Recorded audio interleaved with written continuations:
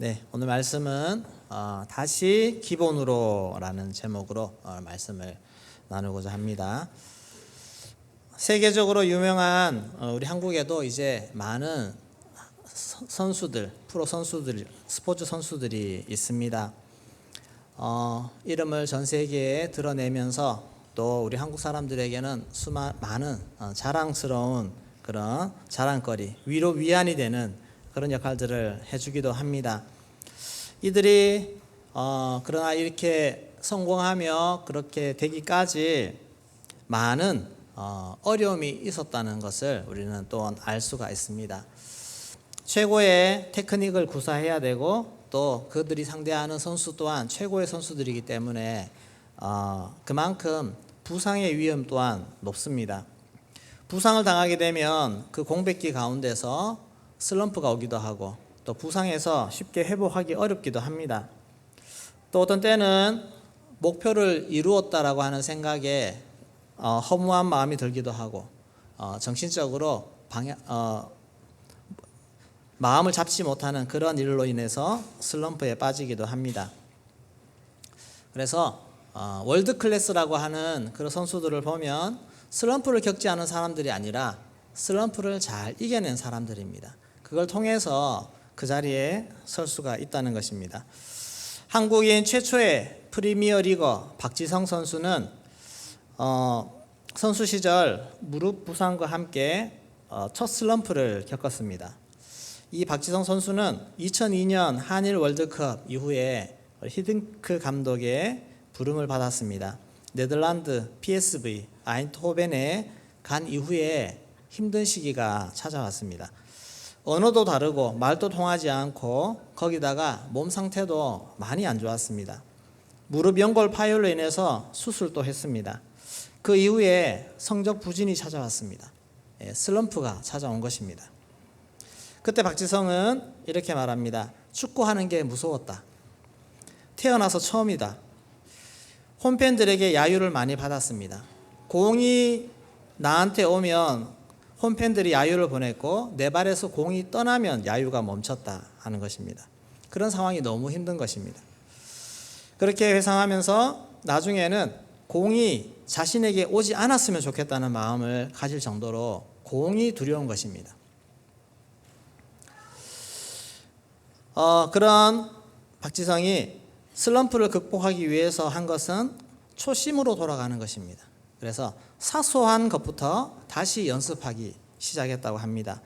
공을 받아서 옆 선수에게 짧은 패스한 것을 두고도 잘했어, 거봐 할 수 있잖아 라고 스스로 칭찬하기 시작했습니다.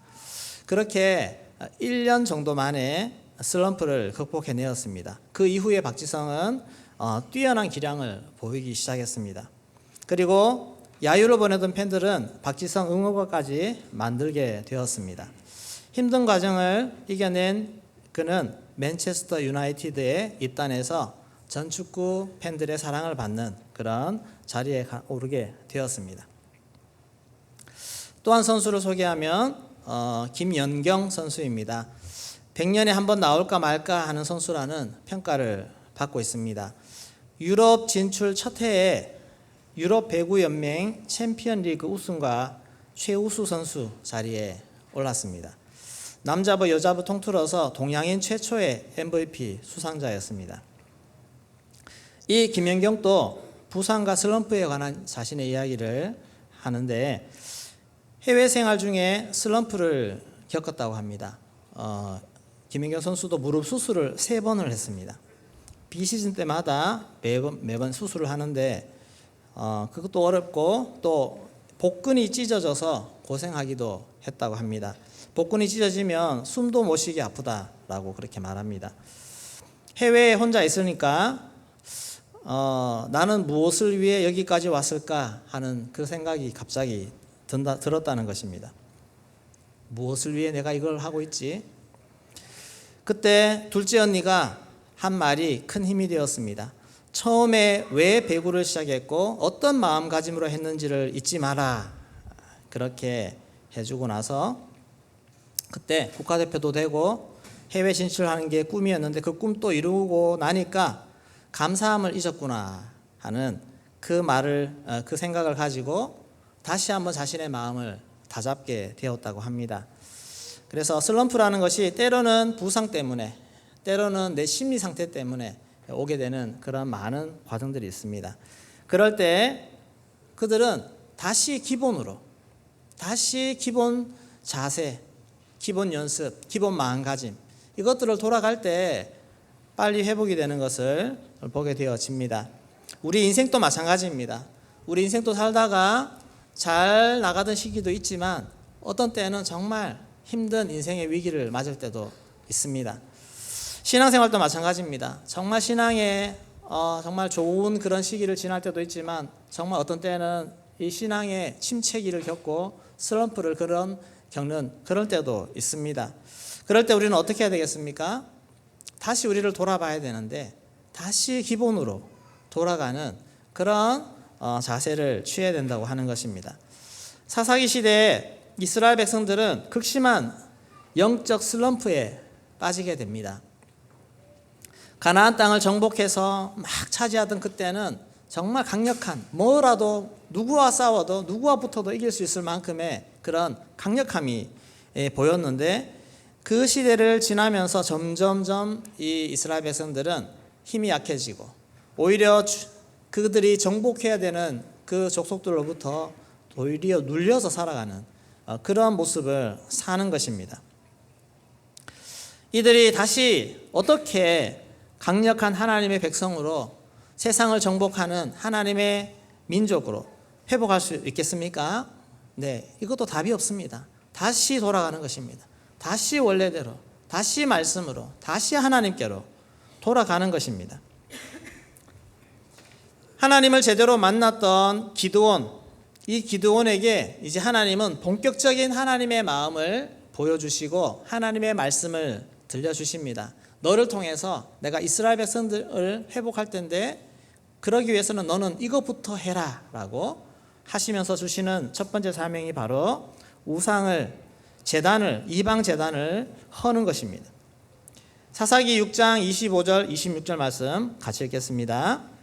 그날 밤에 여호와께서 기드온에게 이르시되 내 아버지에게 있는 수소 곧 치명된 둘째 수소를 끌어오고 내 아버지에게 있는 바알 제단을 헐며 그 곁에 아세라상을 짓고 또 이 산성 꼭대기에 내 하나님 여호와를 위하여 그레대로 한 제단을 쌓고 그 둘째 수소를 잡아 내가 지금 아세라나로 번제를 드리리라 하시니라. 네, 바알의 제단을 헐고 거기 옆에 세워져 있는 아세라상, 우상이죠. 이것을 찍고 그리고 나서는 가장 높은 곳에, 제일 높은 곳에다가 여호와를 위한 제단을 다시 쌓고 번제를 드려라 하는 그 명령을 주십니다. 기본을 다시 바로잡으라는 것입니다. 기본 중에 기본은 하나님을 내 가장 중심에 다시 돌려놓는 것입니다. 여러분, 하나님이 내 중심에 계십니까? 내 모든 생각, 내 모든 생활들, 모든 결정들 가운데 하나님이 내 중심에 계십니까? 하나님은 잠시 비켜두고 내 계획, 내 생각, 내 욕심, 이것이 나의 중심에서 나를 좌지우지하고 있다면 우리는 이미 기본이 틀어진 것입니다. 잠시는 버틸 수 있을지 몰라도 조금 더 가보십시오. 길을 벗어나게 됩니다. 길을 벗어나서 우리의 인생이 어려운 가운데로 나아가게 된다는 것입니다. 그래서 우리는 다시 어디가 기본이지? 어디로 돌아가야 되지? 우리 주님이 내 중심에 다시 들어와야 하는 것입니다. 우리 인생을 이렇게 돌아볼 수 있고 점검할 수 있기를 소망합니다. 나는 정말 내 중심에 하나님이 계신가? 말씀이 있는가? 이것은 너무너무 중요하기 때문에 하나님은 가나안 땅에 들어가는 그 백성들을 향해서 모세를 통해서 수없이 경고를 했고 수없이 말을 했습니다. 신명기 30장 15절 16절 말씀 같이 읽겠습니다.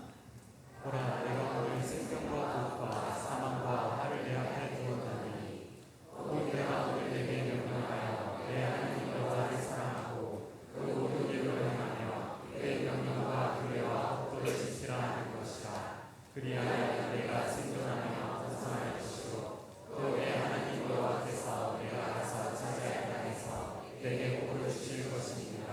아멘. 자, 복 받는 비결은 이거밖에 없습니다. 내 하나님 여호와를 사랑하는 것. 아멘이십니까? 그 모든 길로 행하는 것. 아멘이십니까? 그의 명령과 규례와 법도를 지키는 것입니다. 이것이 복 받는 비결인 줄로 믿습니다. 하나님의 은혜와 하나님의 축복이 내 인생에 늘 함께 머무르게 하는 이 비결은 이거밖에 없습니다. 다른 것이 없습니다. 그래서 경고를 해줍니다. 혹시라도 너희들이 이렇게 되면 망할 것이라고. 곧 이어서 17절 18절 말씀 같이 읽겠습니다. 그러나 내가 만일 마음을 돌이켜 듣지 아니하고 유혹을 받아 다른 신들에게 절하고 그를 섬기면 내가 오늘 너희에게 선언하노니 너희가 반드시 망할 것이라. 너희가 요단을 건너가서 차지할 땅에서 너희의 날이 길지 못할 것이니라. 아멘. 자, 우리 17절 다시 한번 띄워주십시오.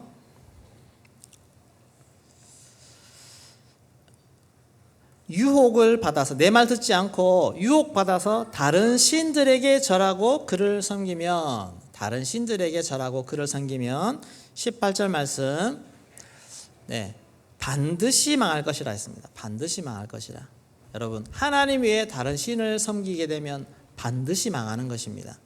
이것은 하나님이 우리 백성들에게 정말 귀에 딱지가 않도록 그렇게 말씀해 준 그 말씀입니다. 여러분들 이 말씀 기억하십니까?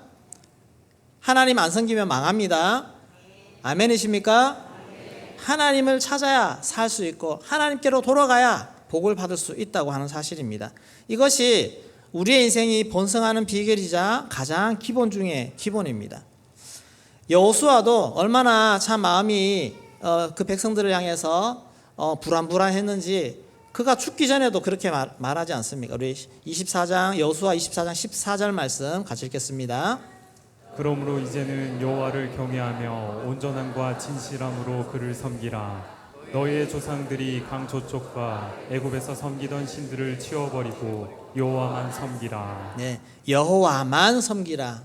여호와만 섬기라. 그러면서 나와 내 집은 여호와만 섬기리라. 그랬을 때 백성들이 그 여호수아의 마음에 말씀에 반응하면서 다짐을 했습니다. 24장 16절 말씀 같이 읽겠습니다. 백성이 대답하여 이르되 우리가 결단코 여호와를 버리고 다른 신들을 섬기기를 하지 아니하오리니. 네, 이렇게 정말 믿음의 리더의 권면이 왔을 때 그것을 붙잡는 것도 귀합니다. 이 이스라엘 백성들이 이 세대까지는 그래도 여호와를 섬기면서 그 강력함을 유지할 수 있었는데 문제는 세대가 흐르면서 이 말씀이 약해지는 것입니다. 그들은 하나님의 말씀을 따라 살기보다 자기 소견에 오른 대로 살았습니다.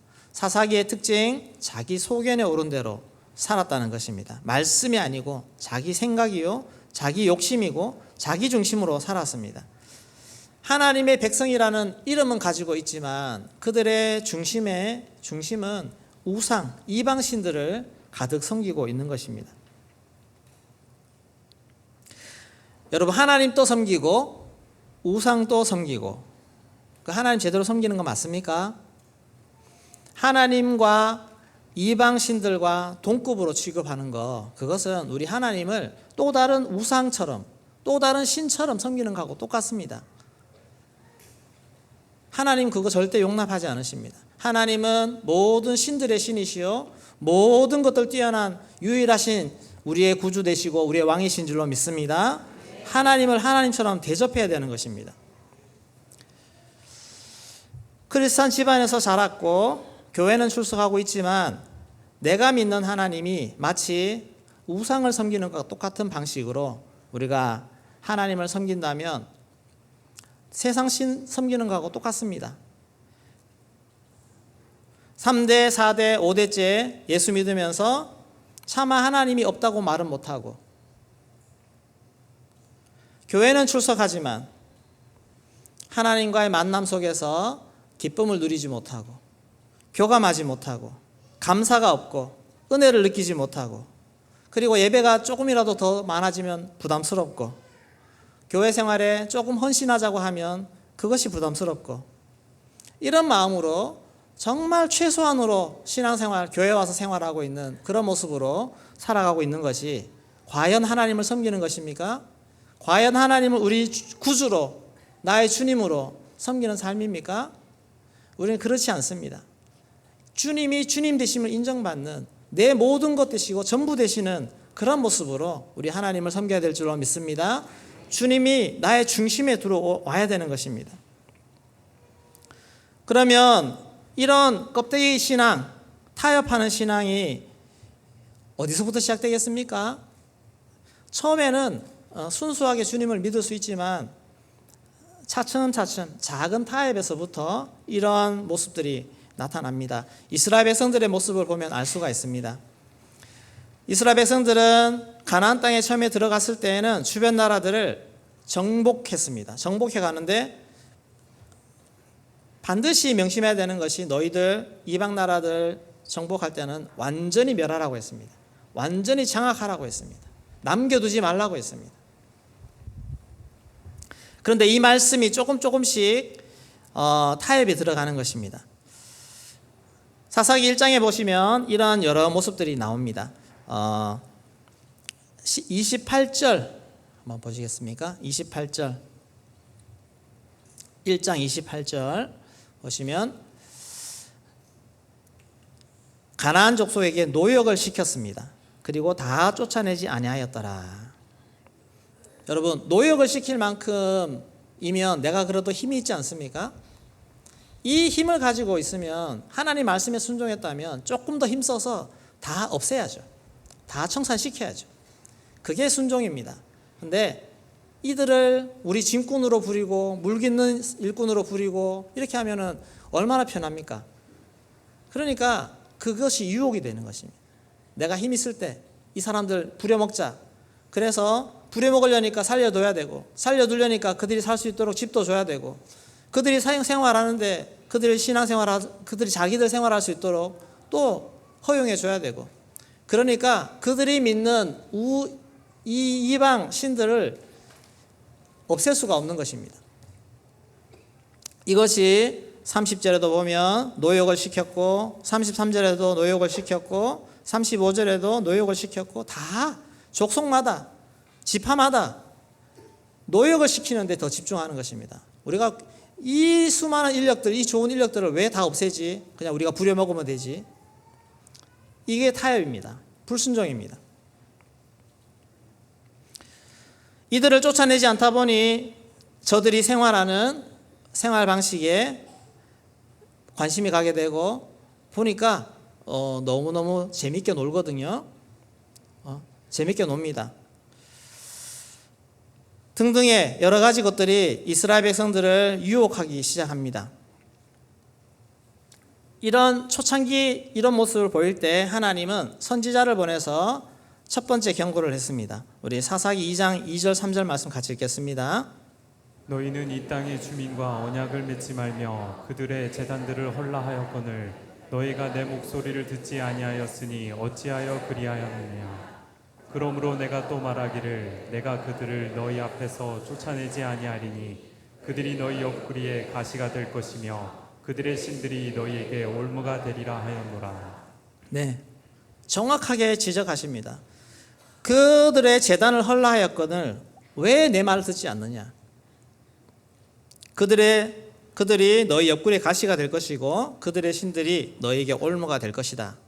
이렇게 하나님의 선지자가 와서 선포했습니다. 근데 이스라엘 백성들이 이 말을 듣고는 슬퍼서 울었습니다. 여러분, 우는 것까지는 좋은데 그 뒤로 행동을 바꾸지 않았습니다. 왜냐하면 당장에 자기에게 피부로 와닿는 문제가 아니기 때문에. 여러분, 하나님의 말씀, 하나님을 섬기고 이 영적인 원리 진리가 지금 선포될 때 좀 찔림은 있어도 당장 내 삶에 피부로 와닿지 않기 때문에 청산하지 못하는 그러한 태도를 보이면 여러분, 그것이 쌓이고 쌓여서 내 영혼이 무뎌집니다. 감각이 무뎌진다는 것입니다. 감각이 무뎌진 채로 그런 삶이 점점 나에게 굳어져서 나에게 들어옵니다. 그럼 나중에 깨트리기가 너무 어렵습니다.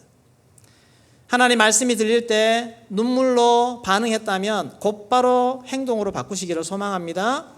삶의 변화가 있어야 되는 것입니다. 가나안 족속들이 섬기는 바알, 여러분 바알이 상당히 매력적입니다. 하나님을 섬기는 게 좋을까요? 재밌을까요? 바알을 섬기는 게 재밌을까요? 하나님 섬기면서 와 재밌다 이렇게 생각해 보셨나요?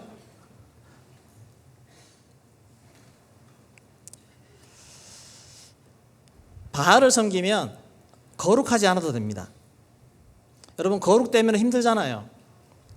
죄 안 짓고 막 거룩시키려고 얼마나 애쓰고 맨날 넘어지고 나서 회개하고 그렇게 늘 마음 찔려가지고 그렇게 합니까? 근데 바알 섬기면 죄 지어도 괜찮아요. 좋지 않습니까? 별로 반응이 없으시네. 오히려 정욕적입니다. 바알과 아세라 신에게 제사할 때 막 음란한 행위도 막 하고 막 그렇게 합니다. 그냥 막 즐겨요.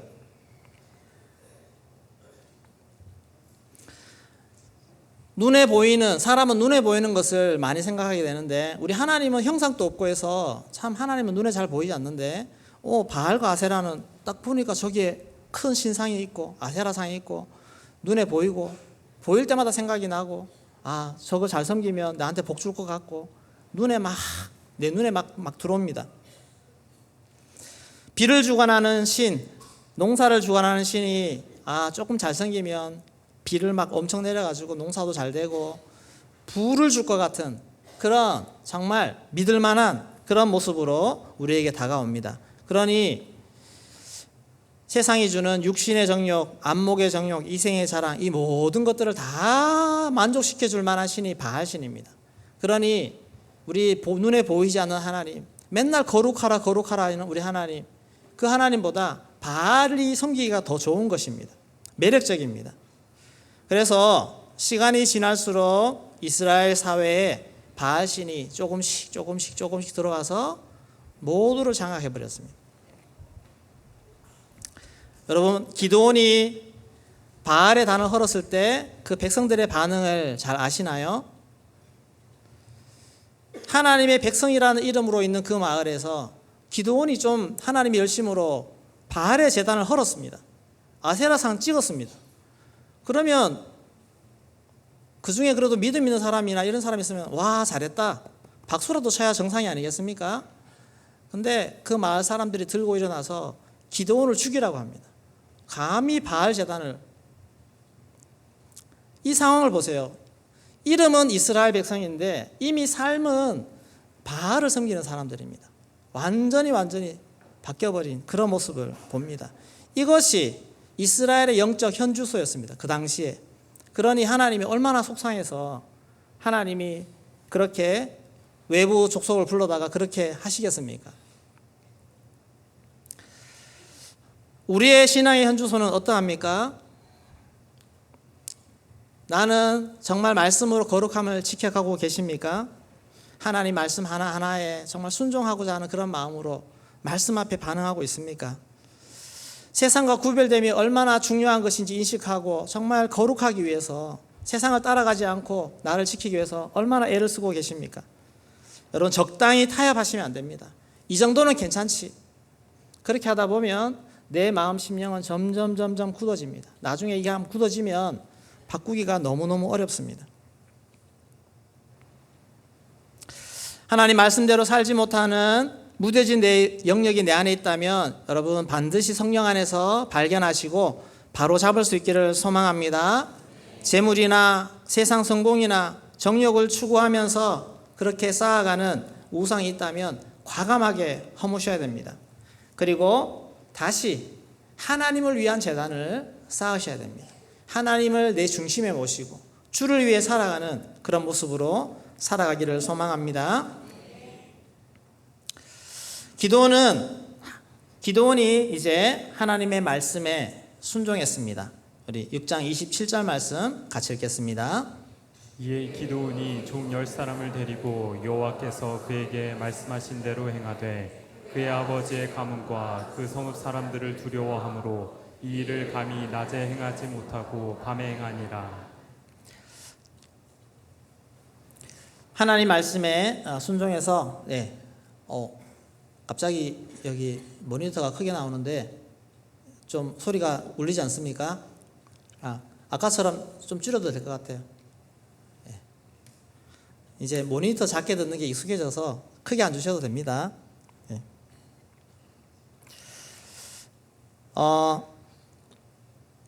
네. 어디까지 했지?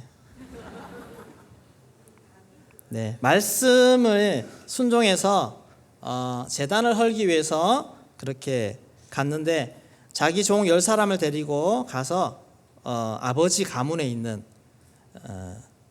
그 제단을 헐었습니다. 근데 낮에 못하고 밤에 했습니다. 여러분 이 모습을 보고 어떤 분들은 참 기도원이 심약해서 아직 용기가 없어서 밤에 그렇게 하냐라고 하지만 당시 분위기 보면 정말 이렇게 밤에라도 가서 이게 한다는 자체가 엄청난 용기라는 것을 저는 생각해 보니까 진짜 대단한 용기구나 그렇게 생각이 되었습니다. 아무튼 이를 거사를 행했습니다.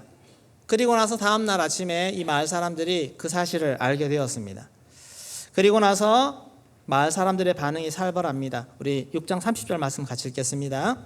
성읍 사람들이 요아스에게 이르되 내 아들을 끌어내라. 그는 당연히 죽을지니 이는 바알의 제단을 파괴하고 그 곁에 아세라를 찍었음이니라 하니.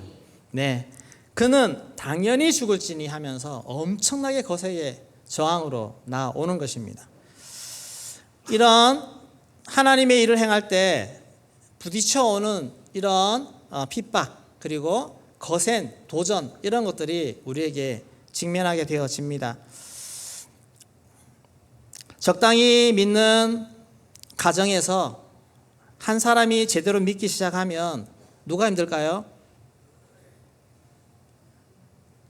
예, 둘 다 힘듭니다.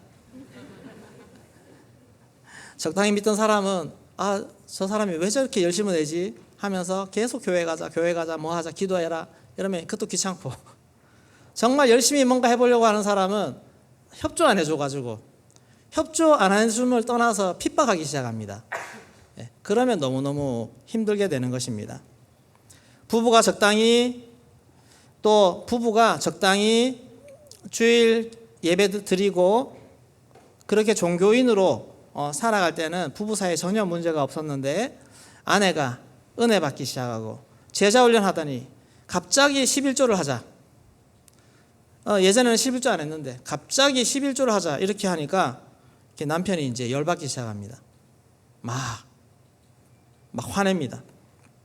그때부터 남편과 아내가 대치하는 것입니다.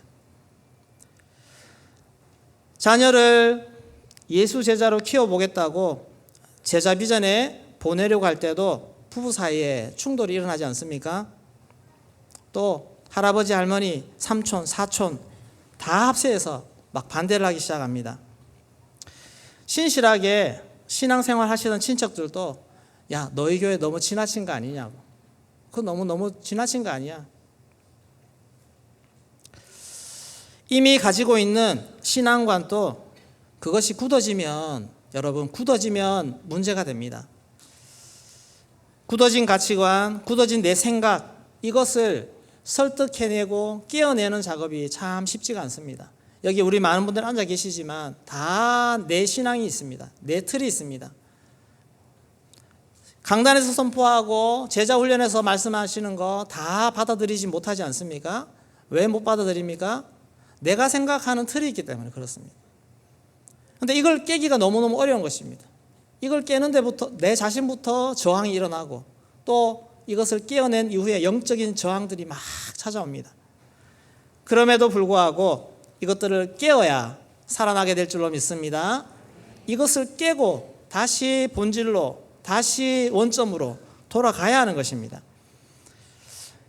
초대교회에서부터 교회가 핍박을 이겨내고 로마를 정복하고 정말 교회가 번성하고 갔는데 그 가톨릭 교회가 결국 부패하고 타락하고 말씀에서 너무 벗어났습니다. 그리고 이미 기득권을 형성해 있는 그런 상황 속에 이건 아니다. 말씀으로 돌아가야지. 그래서 정말 뜻있는 자들이 성경을 바로 해석해서 선포하고 외치고 말씀으로 돌아가자라고 했을 때 그들을 죽이고 핍박한 자들이 바로 가톨릭입니다. 예수 믿는 이름으로 더 잘 예수 믿고자 하는 자들을 핍박하고 자기 마음에 들지 않는다고 죽이는 것입니다. 우리도 그런 반대에 부딪힐 수가 있습니다. 우리의 잘못된 생각이 굳어지지 않기를 소망합니다. 내 잘못된 신앙의 틀이 그것으로 인해서 더 바르게 일어나고자 하는 자를 핍박하지 마십시오. 열심을 내는 자들을 꺼트리지 마십시오. 더 나는 못 따라가더라도 그들을 인정해주고 더 하나님 앞에 살아갈 수 있도록 할 수 있도록 그렇게 도와주시기를 소망합니다. 그리고 나도 항상 나를 살펴서 내가 혹시 그런 모습으로 내 틀에 갇히는 것은 아닌지, 내가 그렇게 다른 사람을 판단하는 것은 아닌지, 나보다 더 영적으로 뛰어나고 더 헌신하고 나아가는 자들을 내가 못 따라간다고 해서 판단하고 막아서고 그런 것은 아닌지 항상 나를 겸손히 돌아보셔야 됩니다. 다윗이 이렇게 고백합니다. 시편 139편 23절 24절 같이 읽겠습니다. 하나님이여 나를 살피사 내 마음을 아시며 나를 시험하사 내 뜻을 아옵소서. 내게 무슨 악한 행위가 있나 보시고 나를 영원한 길로 인도하소서. 나를 항상 돌아보는 것입니다. 주님 안에서 혹시나 내 생각이 틀렸지 않은지, 내 안에 악한 의도가 있지 않은지, 그렇게 하나님 앞에 나를 살피면서 항상 하나님이 기뻐하시는 방향대로 나아갈 수 있는 은혜가 있기를 소망합니다. 네, 우리 마지막으로 이 기드온이 헌신했고 그리고 위기에 직면했는데 반전이 생깁니다. 아버지 요아스의 반응입니다. 사사기 6장 31절 같이 읽겠습니다. 요아스가 자기를 둘러서 모든 자에게 이르되 너희가 바알을 위하여 다투느냐 너희가 바알을 구원하겠느냐 그를 위하여 다투는 자는 아침까지 죽임을 당하리라. 바알이 과연 신일진데 그의 제단을 파괴하였은즉 그가 자신을 위해 다툴 것이니라 하니라. 아버지 요아스는 누군지 자세히 설명은 나오지 않지만 그 마을의 그 지역의 리더입니다. 그리고 마을 전체가 같이 섬기는 바알 제단, 아세라 우상 이것을 관리하는 책임자의 자리에 있는 사람입니다. 그래서 기드온에게 하나님 말씀하실 때 내 아버지 집에 있는 바알의 제단을 헐라 그렇게 얘기하는 것입니다. 자기 아버지가 그걸 관리하는 사람인 것입니다. 그리고 기드온이 거사를 행할 때에도 아버지가 두려웠다고 했습니다. 그리고 마을 사람들, 만약에 그런 행동을 했을 때 아버지가 오히려 그 자식을 사람들에게 내어줄 수 있는 그런 행동을 충분히 할 수가 있습니다. 그런데 놀랍게도 마을 사람들이 와서 기드온을 내어놓으라고 할 때 아버지 요아스가 아들 편에 섭니다. 물론 내 자식이기 때문에 그럴 수도 있습니다.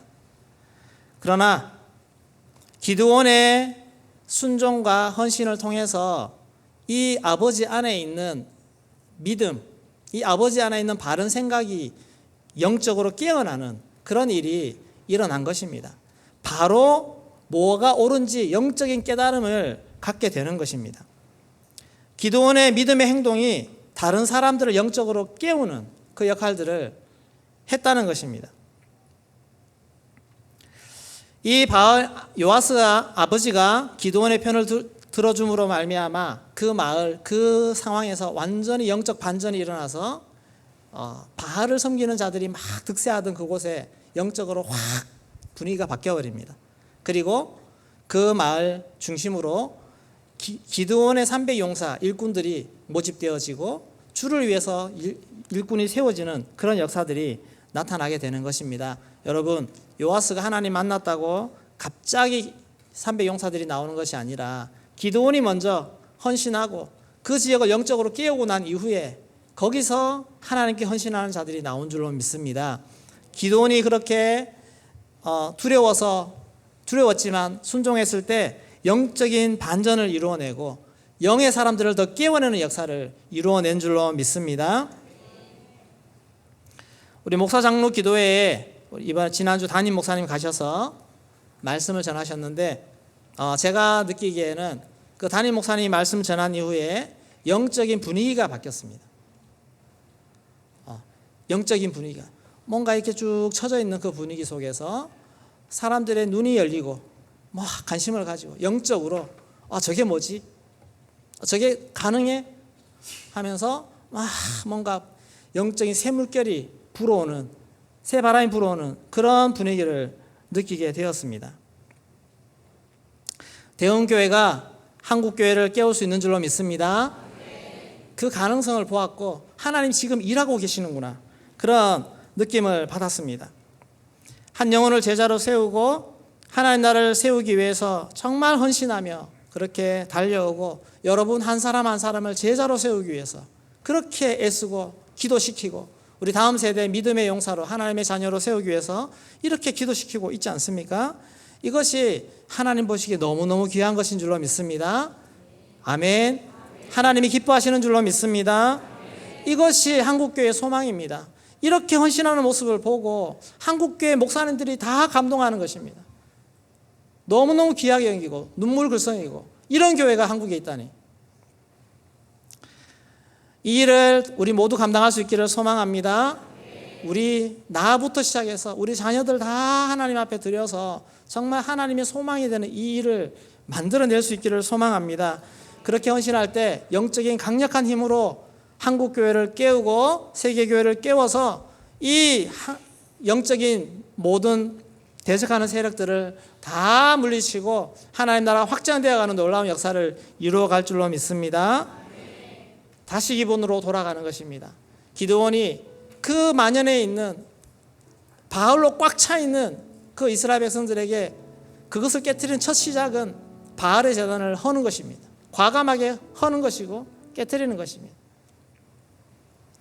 우리 안에 있는 모든 제단 우상들을 다 깨트릴 수 있기를 소망합니다. 그리고 하나님께로 나아가서 다시 하나님을 사랑하고 하나님을 내 중심에 모시고 말씀대로 살아가는 그런 헌신과 결단이 오늘 이 시간에 일어나기를 소망합니다. 그렇게 되면 우리의 모든 인생도 다 새롭게 될 줄로 믿습니다. 여러분, 어려움 있습니까? 고난 있습니까? 다시 한번 하나님 앞에 나를 먼저 돌아보시고 나는 정말 예수님 안에서 바르게 주님을 섬기고 살고 있는지 그것부터 한번 돌아보시고 하나님 앞에 모든 삶을 바로 잡아서 주님이 나의 가장 중심에서 내 삶을 이끌어가는 그런 삶이 되어지기를 소망합니다. 이것이 회복의 길이요 승리의 길인 줄로 믿습니다. 이런 삶을 살아가시기를 주의 이름으로 축원합니다.